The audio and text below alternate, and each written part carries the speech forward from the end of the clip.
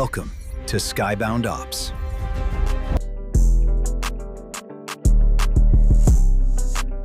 That's the one I was talking about. All right. Welcome back, everybody, to Skybound Ops. Today's guest is somebody who's been in aviation and has seen aviation inside and out, from the hangar floor, airline operations, and now at the center of one of the industry's largest sourcing platforms. I'm joined by a good friend of mine, Stefan Fletcher, owner and managing director of AVSpares, with more than 3 decades in aviation spanning materials planning. That was a tongue twister. Sorry about that. MRO leadership, tooling, ERP programs, and global marketplaces. A little personal story about Stefan. I took this role with ERP Aero almost 2 years ago. I reached out to him a few months down the road, and from day one, I felt extremely welcome.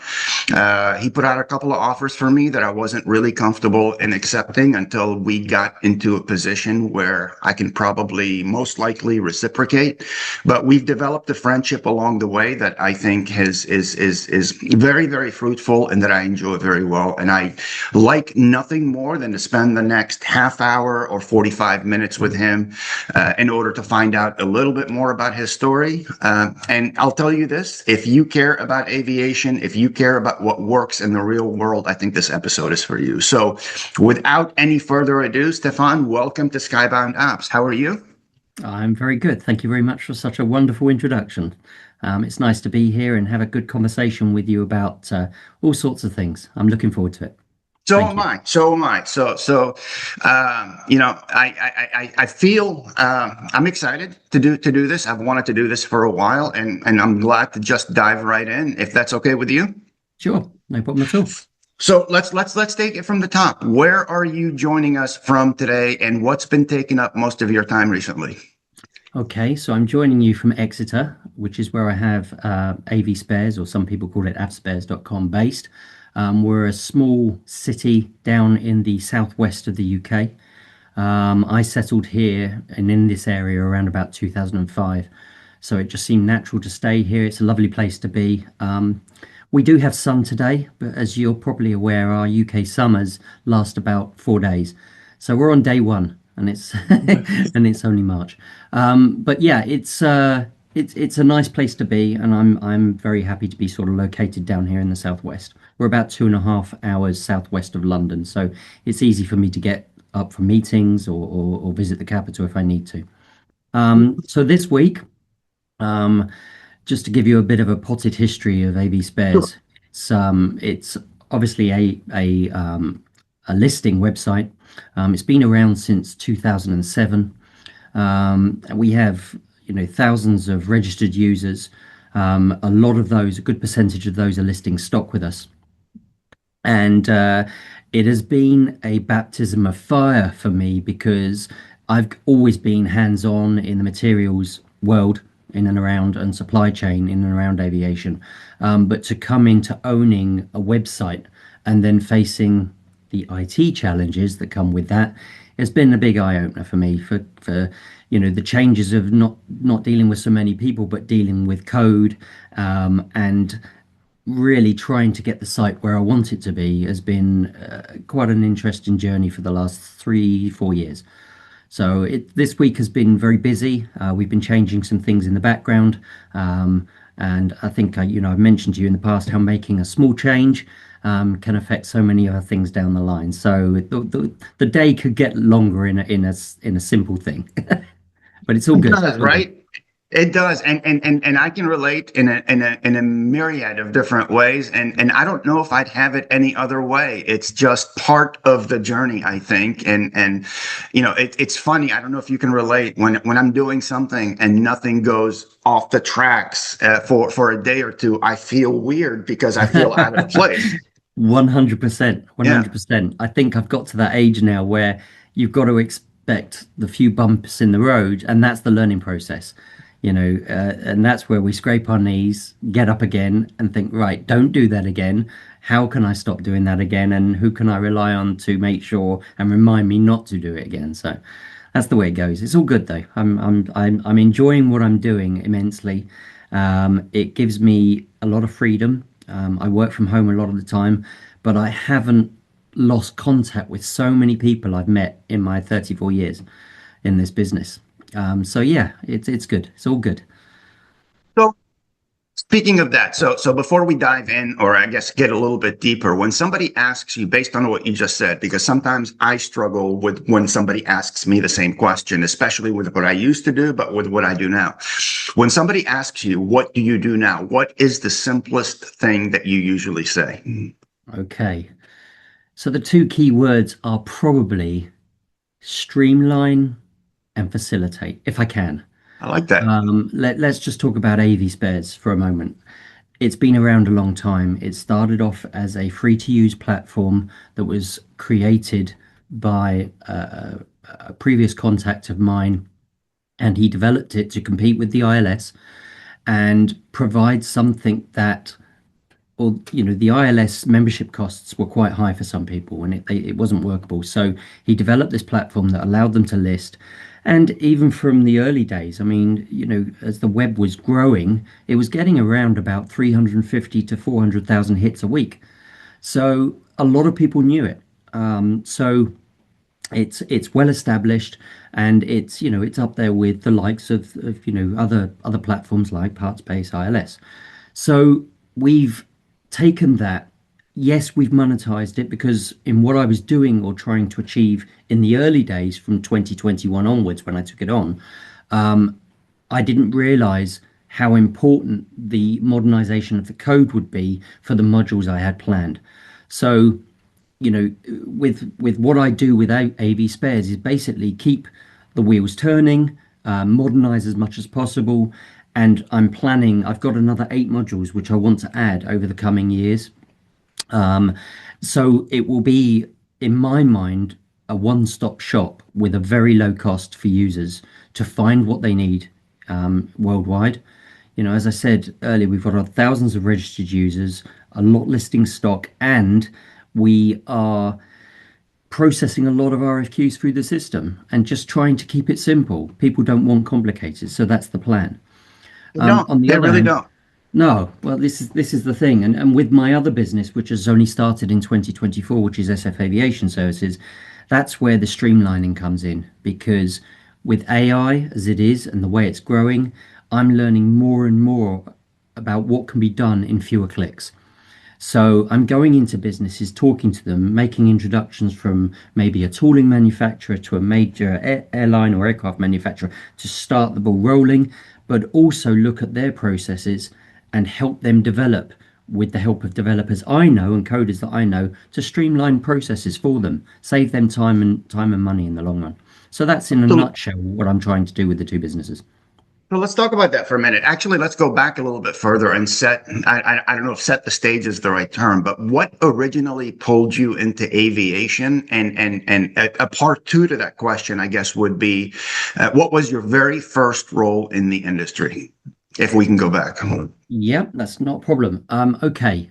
Aviation it was a came out of the blue. I came out of college with just computers in my head. It was going to be tech, it was going to be programming. And the UK hit a pretty nasty recession around about 88 to 91. And I was invited because my parents owned 2 pubs in the southeast of the UK, and we had customers coming, going, and I learned an awful lot about people. And one of our particular customers, who was the managing director of an aviation firm not far from us, he just presented an option and said, "Did I want to work in the stores over what was going to be just the summer of 1991?" I said, "Yeah, sure. Things are pretty tough out here to find my way into the tech and IT side, so yeah, I'll go for it." So I ended up within the first 3 weeks of that doing stock checking of 111 stock. I was caked in dust, and I was working through that. It was all very interesting, not knowing one part from another, but I learned a lot, and I kept at it, and I did that stock check, and eventually my time increased with the company. I moved more into the stores, the shipping, and it was, and taking all tech aside, which was the industry I wanted to move into, I found we were doing a lot very manually. We were using a green screen system, And literally, the phone would ring, we would take the call from the buyer, we would then quote them from what we see on the screen. They would then fax through or telex through a PO. We would then go down, pull the part from stock, invoice it out of the system, generate the CFC, find the original certs to go with it, seal the box, go upstairs, and then type out the FedEx waybill, take it back downstairs, put everything together, and then watch the driver sign all of those packages onto his van at the end of the day. So we would deal everything from the sales right the way through to shipping. And it was very interesting. So, yeah, I learned an awful lot.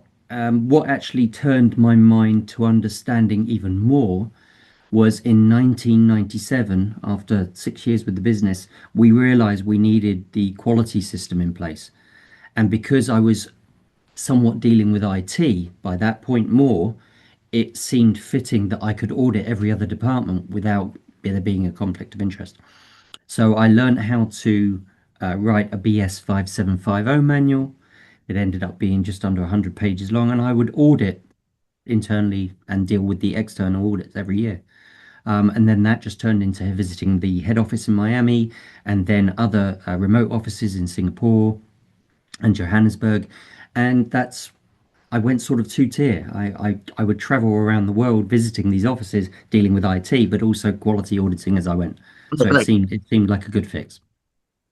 So, that's interesting. That covered part of my next question, which is what things were like day to day. I think you just covered that well. So I'll ask you what those early years, however they progressed, but even though you just described it a little bit, what did they teach you, or how did they shape you to lead into today? Does that make sense? What I just said, or do you want me to Yeah, rephrase?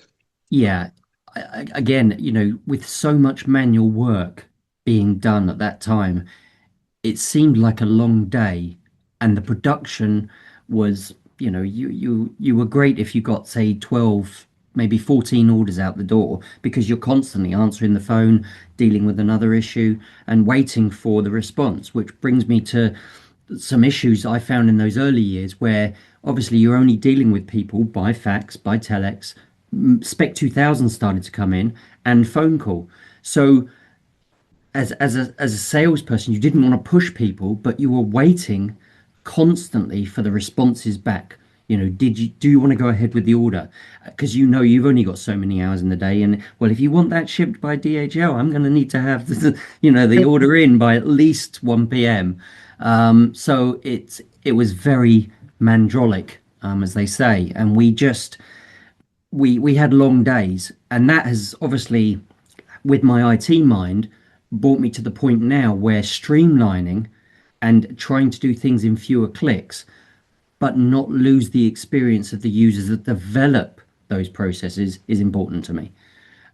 So that's kind of where my mind is at, is listening to people, finding the pinch and pain points, and then saying, I have a solution.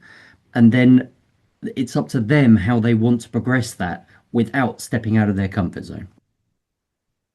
Sure. Not to add to that, but a little asterisk that went off in my mind. I saw a post the other day on LinkedIn about the days of the faxes, and I thought about faxes and telexes and all of that stuff. And I remember that was the sweetest sound in sales, especially on a Friday afternoon at 3:30 or 4 for that single ring to come in and the contract to come out the other side. But yeah, I relate to that.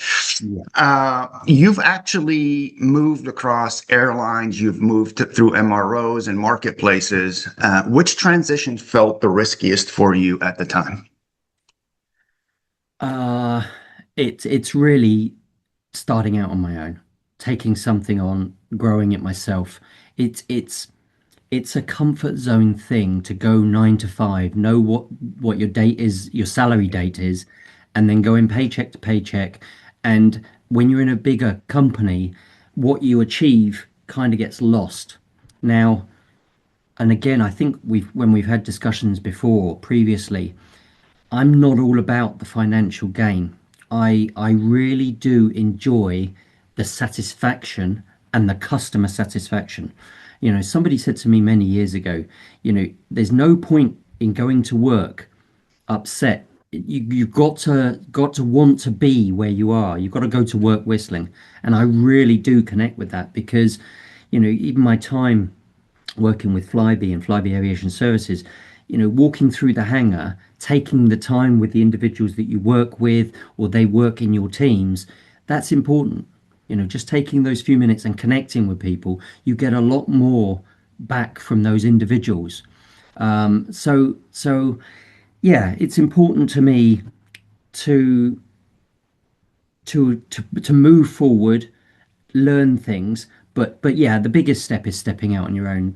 Worrying about the income of the business and what it gives you and how you can progress and develop more by doing that.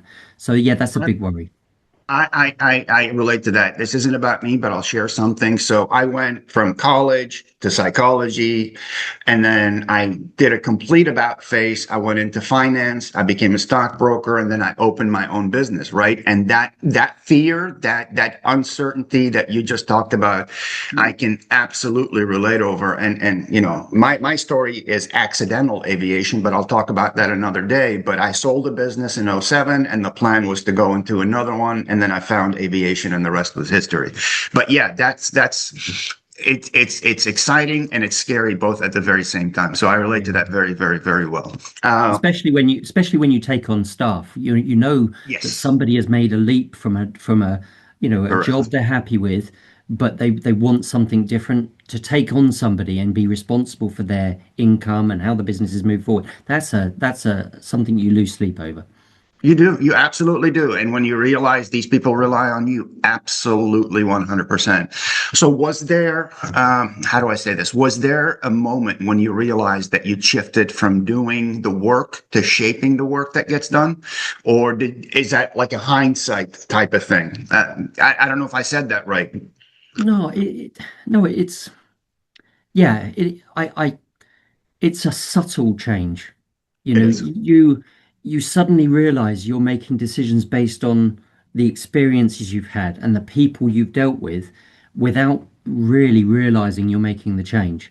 I've just recently turned 54, and it's when I recollect all the people that have managed me or I've worked with, I've taken on board a lot of what they've said, and at the age and experience I've reached, I can discount some of it, reflect on it, change it how I see it in my mind, and then move it forward. So I think it's a nice situation to be in to say, yeah, I learned there, I didn't learn so much there. That person didn't probably give me something positive, and I think that shaped me. I think people have shaped me the most throughout my whole career. Absolutely. Absolutely brilliant. For what it's worth, I agree with it 100%. I mean, I think all of us, I think life gives us the ability to see or not see, and our ability to see it, I think, is a gift. And I'm glad that you're talking about it because I believe in it 100%. I believe in what you just said 100%. So Thank you. which role do you think prepared you the most for running your own platform, even if it didn't feel like that at a time? I know you went through a lot over the years and you are where you are today. So I felt like asking. Okay, for running my own platform, I think I'd still have to take the role. I was a materials planner for Flybe Aviation Services for some time, and that involved viewing all of the processes and what we were doing from the buying materials department, but going out and finding better solutions.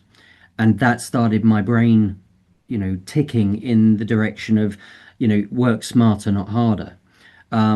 When it comes to the connection to a platform like this, I had the benefit in that role of Hmm. trying to develop what we called the Flybe dashboard, and that was an oversight of the entire hangar bay slots and the maintenance that was currently there. So it would give reporting of not only the man hours that were accruing in each slot, on each aircraft type, but also the materials that were outstanding, the chase sheets that were required, the AOGs. So it was all categorized and available by one simple system.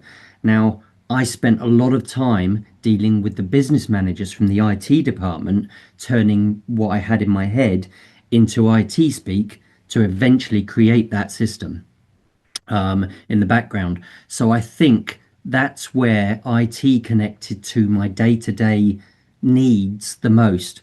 And that's probably what I've taken as a role into what I'm doing now, trying to find the options out there for me and bring them into my everyday. Um, let me shift gears for just one quick second, if I could. So you've been on both the buy and the sell side, right? I have my own opinion. A lot of people have their own opinion, but I'm interested in your opinion on where those two sides, the buy side and the sell side, where they misunderstand each other the most. Okay. Um, Buyers want the requisition off their screen as quickly as possible. And when I look back to the buying departments of companies I've worked with, and it reflects back actually on the statement we made earlier of this is the way we've always done it. When a buyer looks at the history of let's say it was back in the day, a Bruce Industries ballast unit. Well, they type in the part number, it says, this is where we've always gone. This is where we've always bought it. This has always been the price. And they tend to just like raise the order, requisition done. Don't need to worry about that anymore. And the thing is with people, we are repetitive, but I think, I'm not going as far as slowing up the process as some companies do. Why you must have 5 quotes for this particular item. If you've got good contacts and good colleagues out there that can help you, just taking the time to make a phone call and getting an understanding of where those piece parts that make up a service bulletin kit can be purchased, and then finding another avenue to speed up the process and have the piece parts in stock so the kits can be performed and created on site. The time you spent at the beginning is saving hours at the end. And I think for buyers, it's important to learn that whole process of going out and finding other opportunities to Right. purchase. Well, just going back to marketplaces, as a buyer, you want to find a site or a platform that gives you a multitude of options. If you do decide to go out and make the process a little bit more broad in where you're trying to acquire items from. The problem is with marketplaces is that people upload their stock. Sometimes it's not uploaded often enough. Stock moves very quickly. And the dead ends and the loops that buyers tend to go around, I think is a big time suck. So, you know, it's important that listing sites talk with their suppliers, make it easier for the buyers to have trust and faith. And again, going back to my platform, we're just about to add a new ranking system to AVSpares. So there'll be gold, silver, and bronze suppliers that buyers can then have a little bit more trust and a little bit Yep. more understanding of that supplier will quote you in less than 24 hours. That supplier updates their stock once a week. They have an AOG service. All these little things add points to the scale of 100, which gives them a gold, silver, or bronze ranking. And I want to do that because so many people have given me feedback in the last 4 years of buyers saying, hey, these suppliers just never respond. But when you reach out to those suppliers, the sad part is, yeah, I don't want to quote it because that order's not worth my while. They only want 50 washers. And that's a shame. So how do we bridge that gap? And it's still something I'm thinking about a lot. How do I then say to my suppliers, look, we want you to be genuine. Our buyers are in a hurry. And I know, something that has been going through my mind about misconception in the industry, and that the word that's probably used too much is AOG.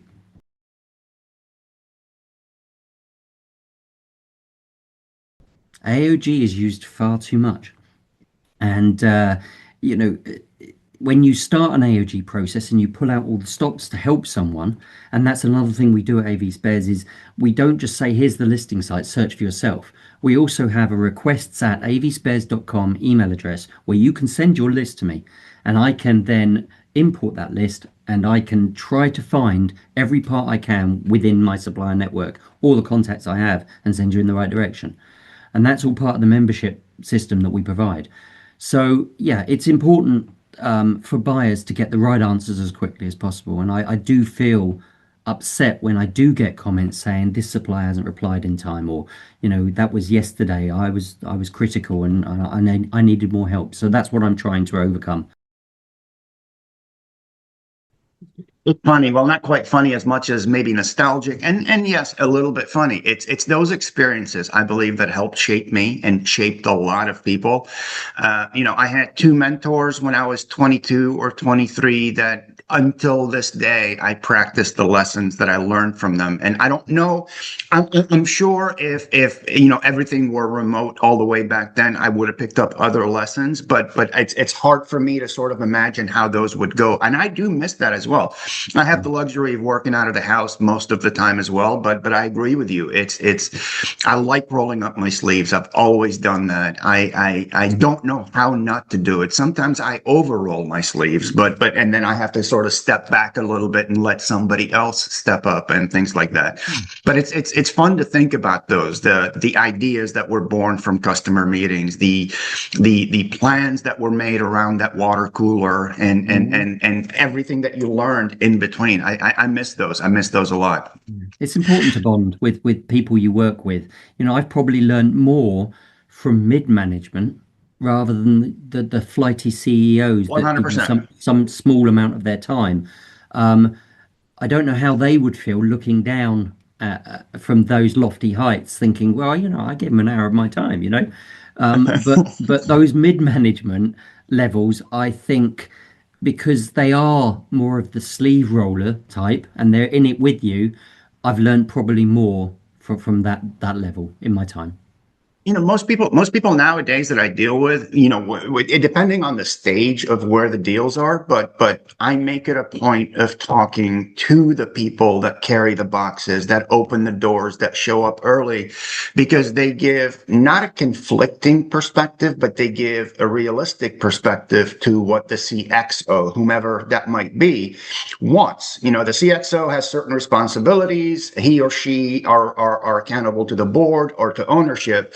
But the people that make those numbers come true are the ones that open up the door at 6 a.m, that open up the boxes, that use the software that they're looking to buy. And I think lessons that come from them are absolutely priceless. And then when you put the two storylines together, you've got that complete picture. And I think it's amazing. I really, really do. That middle management gives you an idea of how to deal with upper management, because you see the pains they're going through. Correct. As you're working under them. And when they came back from a board meeting where they didn't quite get all of the hard work and the capex justification to buy something new that you wanted, they've got the frown on their face. They've got to deliver bad news to you, but you can see their experience tell them, no, just bide our time. They're going to need this eventually. So you kind of, absolutely, that's fine. And that's again where patience comes in. So let's build on that for just quite a minute. Where do you think aviation companies today are over investing? Well, this brings in the whole AI conversation. There's a lot of fear of AI. There's a lot of fear of keeping up with those that are moving forward quickly with AI. I think a lot of people spend money because of their fear of being left behind. Right. We've mentioned in the past about companies in the aviation sector, and I think there's a lot of people that are very old school. They want the fast solution, but they're worried about losing touch about all of the processes everything goes through. But then they hear their competitors are moving forward with this and this, and there's been more investment, and they've taken on more staff doing other things, or increasing their IT departments to encompass what they're trying to achieve. And I think people then leap forward, and this is where they're forced to make wrong decisions. Right. So I think some financial decisions are made incorrectly when it's a case of stepping back slightly, seeing what happens in the marketplace, seeing how the solutions other people are putting in place, and the cost of those, and then making a better informed decision. And again, I think of that phrase I've seen on LinkedIn. It's where it stems around, what if we train these people and they leave, and it's what if we don't train them and they stay? I love that. keeping people updated with what's going on in the world and getting your staff together is so important as well. And you get the gratitude back from those staff because they feel involved. And that's an Absolutely. important thing. Yeah, that's one of my all-time favorite quotes, memes, anything in between that I see in there because it rings true and it has, for me at least, it has lessons in just about any business sense or application. It fits right in.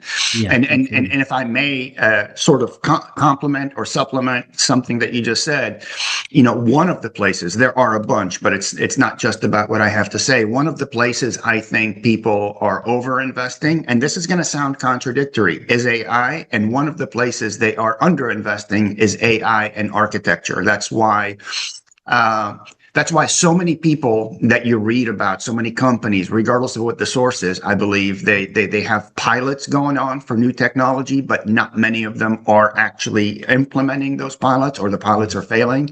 That training comes in, that investment comes in, that architecture comes in, because as we've talked about a million times before, that AI is great, but absent the proper architecture, I think it is the worst thing that can happen. It's an accelerant. It gets you to that fire very, very fast. But they're sort of joined at the hip, or very, very, very related.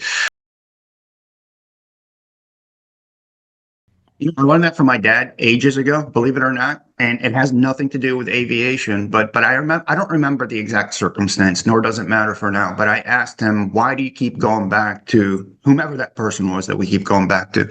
And he said to me something very, very simple back then. It didn't click for a while, but as I learned more, it became more important. He goes, "They both do the exact same thing. So on paper, they're the same. But I keep going back to such and such because he also A, B, C, and D every single time without having to ask. And these are the benefits of A, B, C, and D. And, I think I was 23 or 24, fresh out of college or right after college. And honestly, I didn't learn it. And then I learned a little bit a few years later, and I learned a little bit a few years later, but that always stuck with me. So I think that's a really, really cool way to explain that. I like that a lot. Thank you.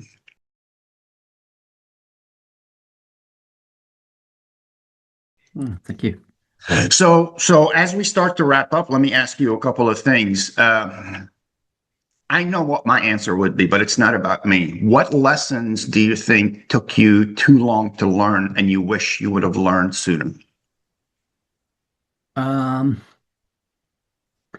Somebody once said to me in an interview, "What do you think your worst trait is?" And I owned up to it, and it was delegation. Um, I've always had in my younger years a vision of where I wanted the end result to be.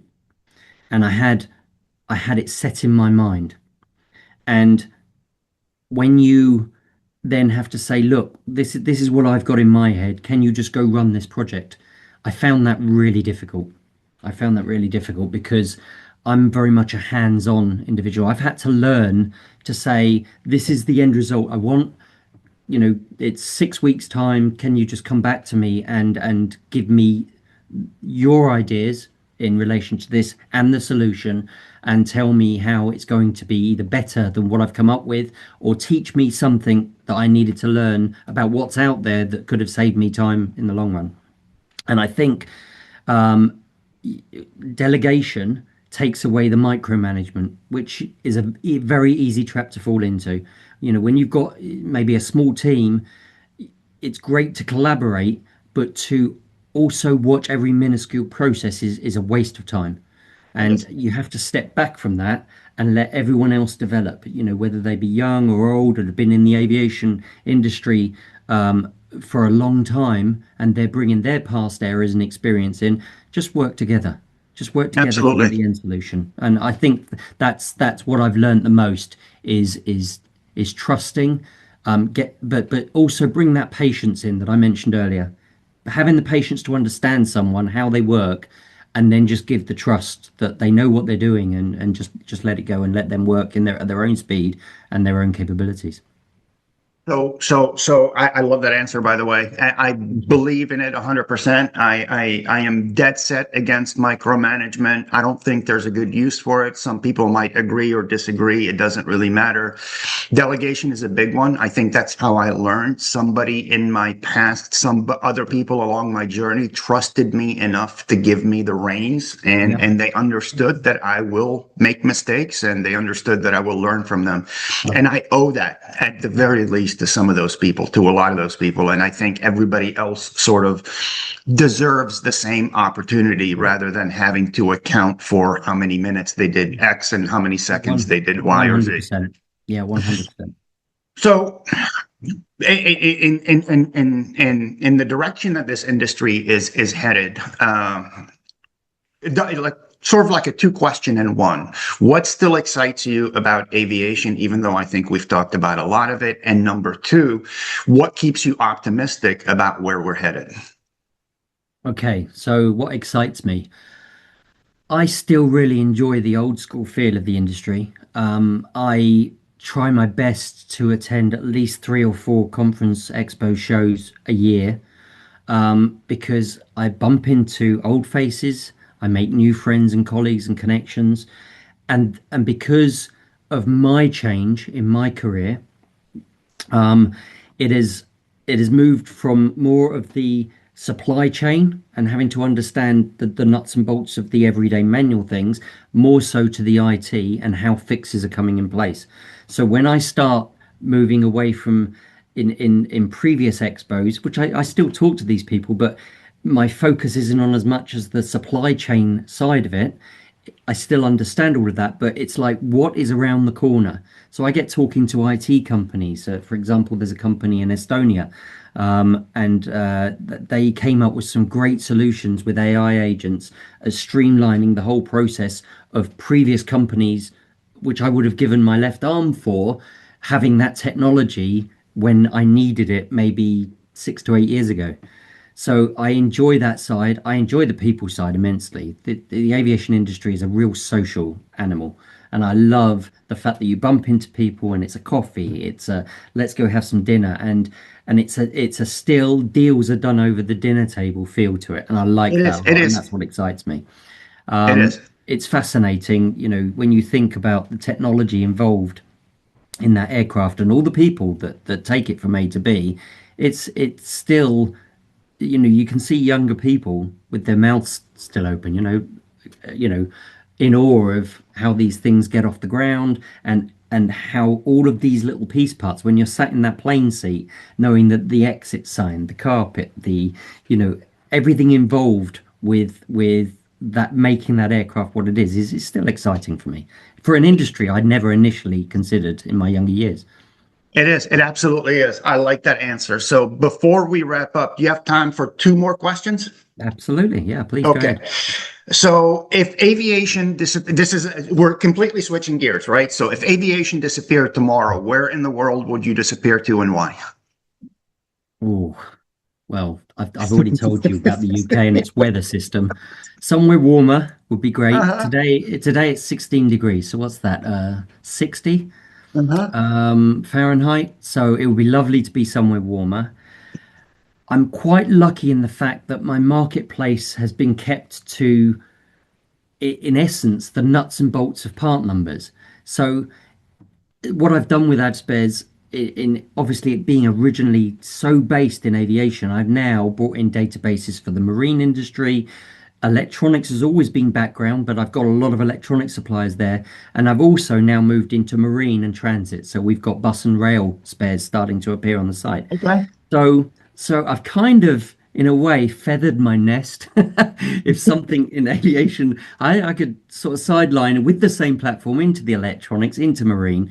But again, the whole platform with AV spares, and obviously what I do in the consulting and contracting work, I could really sort of, with the use of AI and tech, move into different industries, and I could have different databases of different industries altogether. So Yeah. I think I've got it covered. Well, I like that. I mean, the possibilities are truly endless. We're going into that age. I think in my lifetime, major changes, and I don't know if we've talked about this before, but major changes would take a decade or two, or they were generational changes. So you would have time to learn, acclimate, get better, and then put to use. And nowadays, it's just moving at the speed of tech, and it's scary and exciting to me at the very same time. And I think you touched a little bit on that. One last thing, one aviation buzzword that you think is overused right now. I think you touched on that earlier today, but I want to make sure it's the right one. Yeah, crying wolf with AOG is frightening. The amount of people even going back to 1991, 92. I'm AOG. I need it here tonight. And that's frightening because that's a big time thing. And again, anecdotally, I was mentioning I had the pleasure back in my younger years in the first aviation company of being on the rotor for the AOG pager, and 3 a.m. that you'd have Aer Lingus or Monarch. I'm AOG. The aircraft leaves at 7 a.m. It's 20 past 2. So you drive 8 miles in the middle of the night. You do exactly the same as you do all day. Take the order, which arrives by fax, and then you transfer that whole order into a box, get it to the point, everything you need with the certification. But the added enjoyment is then putting your own car and putting that box on the passenger seat and driving 3.5 hours to Luton, from somewhere on the south coast, and literally walking up to Goods Inn and saying, there you go, and it's thanks, we really, really needed this solved, so thanks for everything you've done. But again, that's where the customer satisfaction thing for me kicks in, because when you get in the office, say, oh yeah, I dealt with an AOG last night, That's funny. and the boss is happy, and the airline's happy that you've helped, and that's what spurs you on. So yeah, AOG is frighteningly used too often. It is. Because people they want to put the pressure on you and know that even if it still meets critical, they've passed what they needed to. So awesome. Well, couple of things as we wrap up. First of all, thank you for taking the time to speak with me. I learned a lot more things, which is exactly what I wanted to do on that. And I also, I learned it's AVSpares. I've been calling it AVSpares for a while, so I'll try to make that adjustment, but forgive me if I let the AVSpares slip in 1 or 2 more times. I very, very much enjoyed the show. To everybody who's listening, if they have questions for you, if they need to get in touch with you, would you like to share a phone number or an email address or a website that they can go to get to get in touch with you? Sure, no problem at all. So with AVSpares, it's info@avspares.com. We'll be able to help you with questions regarding the marketplace, memberships, and what we're capable of, and the new modules that are coming your way. And then on the consulting, contracting side, where I go in and do the streamlining and facilitation, by all means, send it to sales@sfaviation.co.uk. Perfect. Stefan, thank you very much. Everybody, thank you for joining us. As I said, I learned a lot. I very, very much appreciate it. If you guys don't know AVSpares, or if you don't know Stefan Fletcher, please get to know him. In the 1.5 years that I've been speaking with him, I'm very, very proud to call him a friend. And I think he's one of the good people out there that I think can help with whatever you want to do. So one more time, thank you very much. And everybody, thank you for listening. See you soon. Thanks very much, Ralph. Thank you. Bye-bye. Hang on 1 second.